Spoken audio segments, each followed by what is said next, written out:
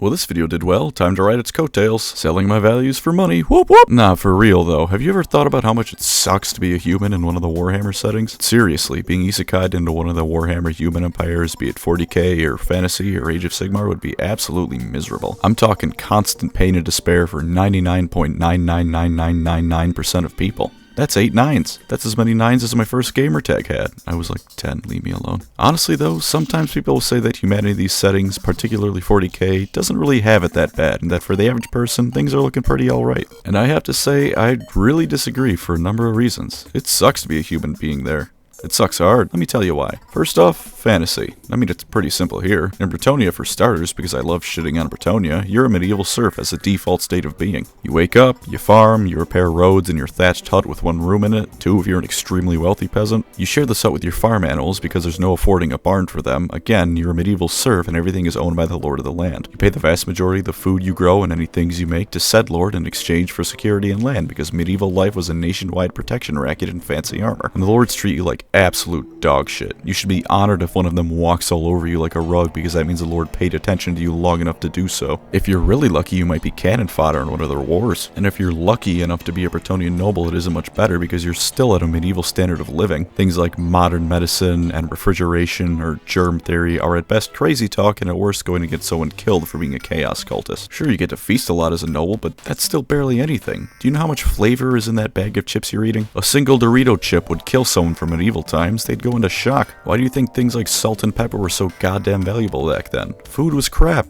I swear it's not just the ogre in me talking, the stuff was bland as hell. If you're a human in Bretonnia, you're gonna be in for a shit time if you aren't lucky enough to drink the Lady of the Lake's gamer girl bathwater. And even then you still have to deal with all the trash living conditions around you. You just get magically healed and live a little longer. If I shot you in the heart but it magically healed, you'd still be in pain even if you don't die from it. And the Empire of Man isn't much better. The common folk aren't treated quite as poorly, but that's offset by the fact that the Industrial Revolution and its consequences are right around the corner for them. The good old massive wealth inequality, horrible factory conditions, and other things like horrid and squalid living conditions that made Karl Marx write that little book of his. So at best, the Empire of Man citizens can look forward to a communist revolution in their future, even disregarding that whole end times business. Same deal for Imperial nobles as Bretonnian nobles, only they don't even get the Lady of the Lake's piss jar for magical health and life extension. Did you know that in the Gotrek and Felix novels, Felix is treated by a doctor and is shocked when the doctor doesn't use leeches in the Four Humors school of medicine? That's what these people have to look forward to. I'd almost welcome the Black Death compared to that. And if you live in either of those two countries, you sure as hell are gonna have to deal with a plague every now and then. Nippon sure exists, and that's all I can really say for it. Same for Araby, so who the fuck knows what's going on there. I'm assuming these countries have the same living situations as above, but I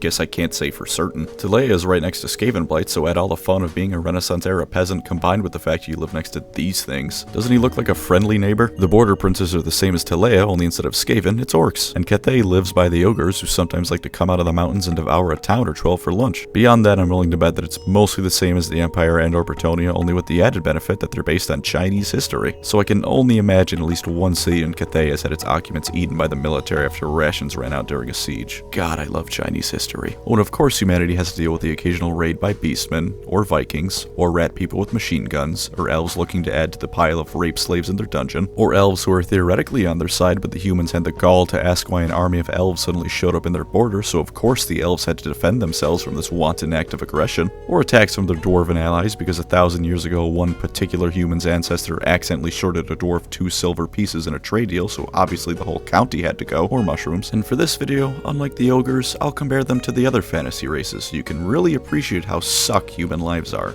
First off, they're close neighbors, the dwarfs. I'm not screwing with you, dwarfs in fantasy have a damn near perfect immune system. It's brought up in, once more, Gotrek and Felix. The dwarfs were doing the thing where they complain about everything, including humans being weak compared to them. Felix got some good comebacks in though, so that was neat. But anyway, yeah, as a dwarf, you're not getting sick, so for living conditions, that's pretty fucking insane. Hygiene just isn't an issue. But beyond that, their lives are pretty comfy. Or at least comfy in the sense that they care about. Dwarf holds are pretty damn nice. Sure, they deal with invading orcs and ratmen, but that's everyone. If everything's going well, they're damn near impregnable in a siege. And the dwarfs, while also in the stage of the Industrial Revolution, are so obsessed with things working right and following OSHA protocols that their factories, for one, aren't run by child labor, and two, they don't run the risk of cutting off some poor bastard's fingers because the owners couldn't be bothered to turn a machine off while it's getting fixed. Sure, if you fuck up you have to join the death cult, but even then there's nothing stopping a dwarf from living his best life and drinking and singing across the world's taverns on his way to find something big and scary enough to kill him. They also live pretty damn long, so you'll have plenty of chances to enjoy life. The dwarfs are also a simple people. Love me mines, love me ale, love me grudgin', simple as. If you're a dwarf, it's easy to be content. If you're a human, you're probably miserable. How about the elves? Well, high elves for starters just use magic to fix everything that goes wrong, so disease is again a non-issue. Even Teclis with its magical bloodline curse just fixes it with some potions. Beyond that, it's similar to the dwarfs, with everything being comfy on Ulthuan in a more traditional sense rather than the dwarven sense of it works so we're happy with it. They are depressed as a race because of how far they've fallen, but being sad because Grandpa was better than you is something I'll take over working at a weapons factory in Nuln, where the safety rules are to have fun and try not to fall in the molten metal they use to form the cannons. As for the Dark Elves, well yeah, they don't have the best living conditions for a lot of them, but the Druchii don't give a shit about comfort. One of the buildings in Total Warhammer 2 says as much. They just care about getting slaves and murdering things. Slaves, which of course are usually human, so there's another mark against mankind in these shithole worlds. And the Wood Elves?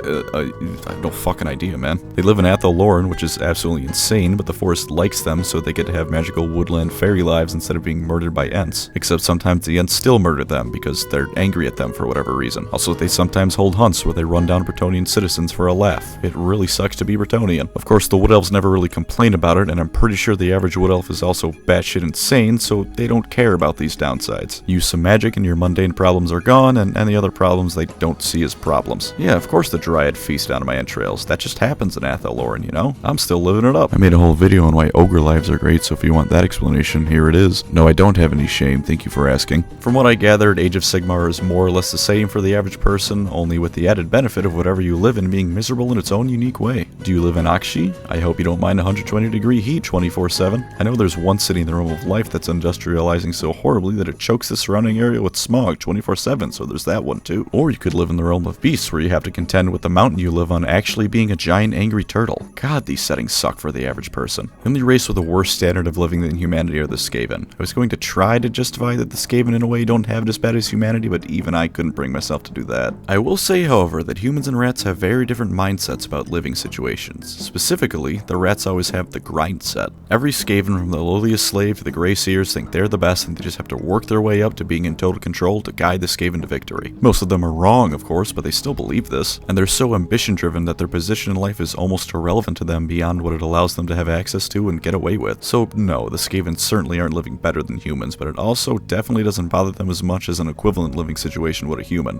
Rats stay winning. Now for 40k, and this is the one I wanted to talk about the most because a lot of people seem to think that humanity is living its best life here if they aren't actively in a war zone. It isn't.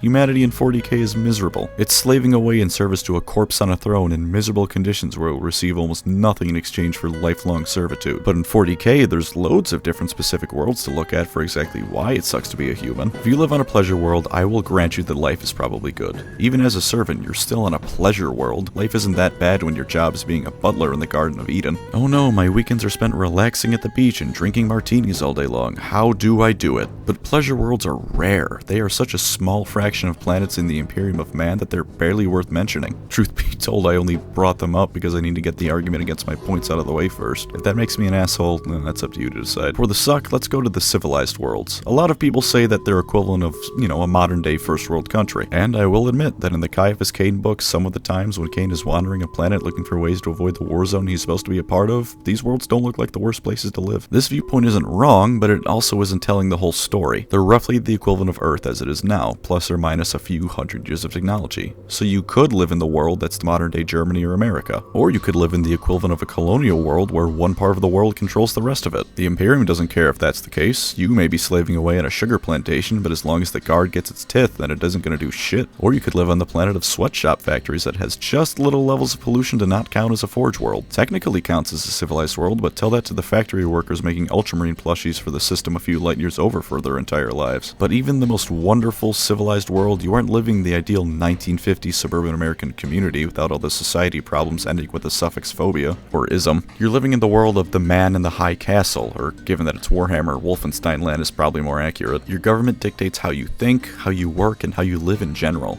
Sure, it can be more subtle on these planets, but your life is still completely at the whim of the Imperium. Your religious beliefs are decided for you. If you bring up that perhaps this religion everyone is following has a few flaws, then you are going to be blackbagged before you can finish the sentence. It is a veneer of pleasantry hiding the fact that you are living in the most horrid dictatorship ever. Wonder why Bobby stopped showing up at the country club? Well, you shouldn't, because Bobby never existed, and if you bring him up again, you're going to the same place he did. Just because in a civilized world you aren't actively having the Imperium's boot step on your throat doesn't mean it's a wonderful life. In fact, it's still a shitty life. The Imperium is just doing its best to make sure you don't realize it. Just because you have a decently comfy bed to retire to at night doesn't mean you live a good life. Your human rights are still being viciously violated, and not knowing about that fact doesn't make it better. It's worth remembering that the Imperium is a nightmare. It's not a good place. It is repeatedly stated to be corrupt and incompetent and ruthless and nightmarish and several other negative adjectives. I mean, hell, Games Workshop has said as much directly on multiple occasions. 40k also has the added benefit over fantasy that your government can decide, oh, this planet needs to go, and burn you and your world to kingdom come. Mini rant over. What about agricultural worlds? Gotta be a nice planet-wide farm, right? That sounds relaxing. Well, the Imperium is such a mess of technological levels that yes, some are probably like that, but then you're just back to being a Bretonian serf with the knowledge that sometimes big metal birds come from the sky to take your food. Otherwise, you live on a planet that's constantly dealing with fertilizer runoff and is being kept just ecologically clean enough to keep all the food production from dying out.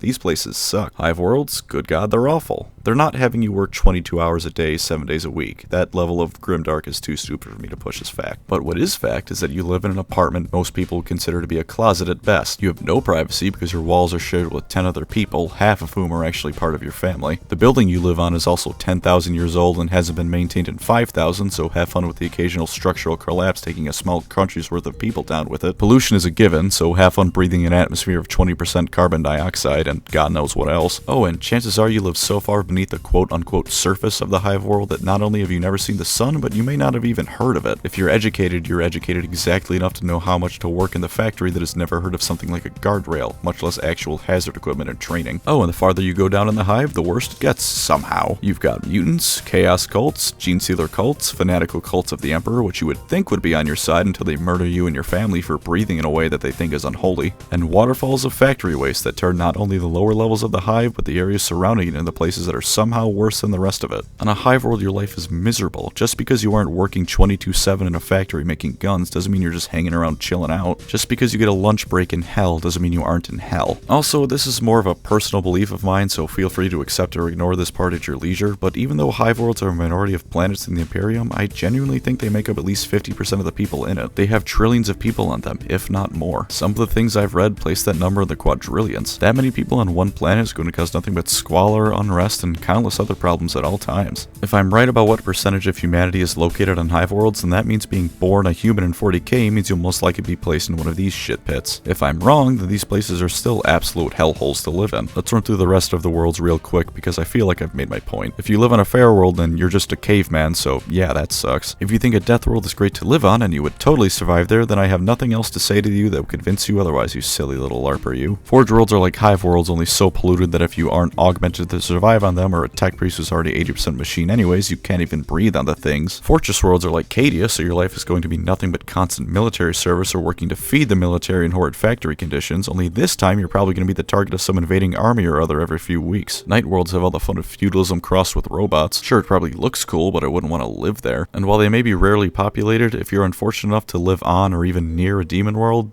they're called demon worlds. Do you really need me to explain that one? All in all, being a human sucks in 40k even more than it does in fantasy. The one thing I can say for humanity is that if you're part of the elite, your life is probably great. Life extending treatments, luxurious living, power over the masses, the works. But that's such a small percentage of people that I don't even think I can say that they're the 1%. They're the 1% of the 1% because most of the top 1% is only considered such because they get a piece of bread that isn't moldy in their weekly rations. Even living as a superhuman in 40k still sucks. Space Marines are constantly fighting horrid wars, and depending on which chapter you are, you may or may not have degenerative DNA inserted into you. Hope you have fun turning into a rage monster who thinks everyone around him is named Horus, and since this just seems to escape the mind of most people, don't forget that intense indoctrination are explicitly part of Space Marine training. I know the word gets used so often in 40k that it loses all meaning, but please remember that indoctrination is a bad thing. Also, the benefits you do get from being a Space Marine are almost irrelevant because there's roughly one Space Marine per planet in the Imperium. Yeah, I know that some chapters have more than just 1,000 Marines, but it's still such a small fraction of people that you aren't going to be one, let alone someone like a Custodes. All of this, of course, is on top of the fact that every time someone blinks, Xenos or Chaos invade another world. And compare this to the other races. The Tau actually have pretty decent standards of living. Not always great, given that there's pretty prevalent propaganda, but it's still better than the Imperium. Mind control is the lesser evil compared to nuking your own planet. The Eldar live in a perfect post-scarcity society when they aren't fighting, so that's that. Yeah, their souls are forfeit upon death, but in day-to-day life, they're having a fine go with things. Orcs only care about fighting, and they're always fighting, so they're in heaven, same as in fantasy. Tyranids do not have the capacity to care about these things, so who cares? I don't think the High Fleets have an existential crisis every time they devour a world. Dark Eldar are more or less the same as the Dark Elves. Their souls do drain away, but solving that issue is incredibly easy. Just stab the nearest slave in the throat and your agony quota is fulfilled. Have your soul back. There's peril and despair in Kamara, but there's equal amounts of debauchery and the fun kind of mayhem, so I'm still willing to place humanity below them on the quality of life scale. If you ask the common Necron what it thinks about its living situation, it's just gonna look at you blankly because the average Necron warrior doesn't have the ability to think about that kind of thing. Their nobles might be sad about not having souls or working sexual organs anymore, but they're also immortal and incredibly powerful beings who can come back from death, so it could certainly be worse. Hell, depending on their interests, not being organic might be a good thing to them. Brazen, for example, has until the heat death of the universe to collect things because of it. Overall, yeah, Life is Humanity sucks in 40k.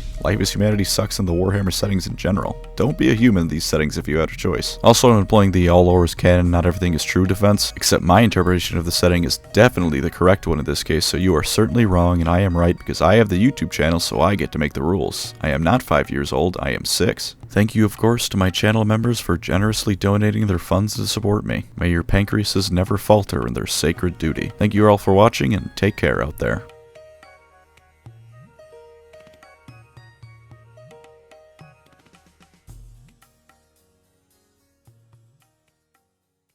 Humanity in 40k also doesn't have access to Karl Franz, so quite frankly, they lose by default. No, I'm not going to stop making this joke. It isn't a joke. I want Karl Franz's dick.